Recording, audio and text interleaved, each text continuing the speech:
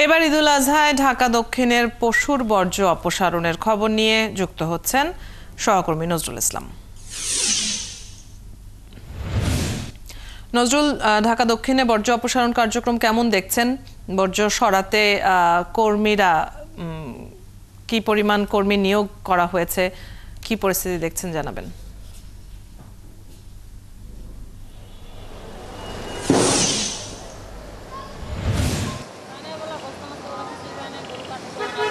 অদিতি, যেমনটি জানাচ্ছিলাম, এবারে আগের সংযোগে এই যে পুরান ঢাকার সেই কুরবানির বর্জ্য অপসারণ, পুরান ঢাকার কিন্তু বেশ কিছু জায়গাতেও কিন্তু আসলে সেই কুরবানির বর্জ্য এখন পর্যন্ত উপস্থিত দেখা যাচ্ছে প্রধান সড়কের উপরে। তো এখন আমি অবস্থান করছি রাজধানীর শান্তিনগর এলাকায়। এখানেও কিন্তু এই প্রধান সড়কের উপরে এই কুরবানির বর্জ্য এই দিন গড়িয়ে সকালের পরে এখন কিন্তু বিকেল চলমান।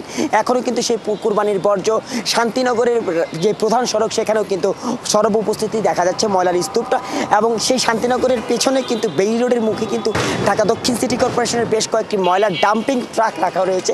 সেই ট্রাকেও কিন্তু সেই কুরবানির বর্জ্য আসলে দেখা যাচ্ছে। কিন্তু যে প্রধান সড়কের যে উপরে যে সাধারণ জনগণের যে ভোগান্তি সৃষ্টি করে সেই কুরবানির বর্জ্য সেই শান্তিনগরের প্রধান সড়কের উপরে রয়েছে। একই সাথে যদি আরেকটু দেখাতে চাই যে আমার সামনে কিন্তু একটি ঢাকা দক্ষিণ সিটি কর্পোরেশনের একটি ময়লার ট্যানারির ভ্যান আসলে চলে যাচ্ছে। সেটি কিন্তু খালি চলে গেল সেখানে কিন্তু কোনো ময়লার কোনো ভ্যান কিংবা ভ্যানে কোনো ময়লার উপস্থিতি নাই। তো সব কিছু মিলিয়ে বেইলি রোডের বেশ কিছু জায়গাতে কিন্তু এই বেইলি রোডের প্রধান সড়ক এবং শান্তিনগরের মোড়ের প্রধান সড়কগুলোতে এই কুরবানির বর্জ্য এই বিকেল অবধিও এখন পর্যন্ত রয়েছে, সেটি এখান থেকে সরানো হয়নি। একই সাথে এর আগের সংযোগে কিন্তু বলেছিলাম যে পুরান ঢাকার Bangshal road, north south, Johnson road ও ধোলাইখাল ওই এলাকার আংশিক জায়গায় কিন্তু সেই ঢাকা দক্ষিণ সিটি কর্পোরেশনের আওতাধীন জায়গায় কিন্তু সেই কুরবানির বর্জ্য প্রধান সড়কের স্তূপ চোখে দেখার মতো।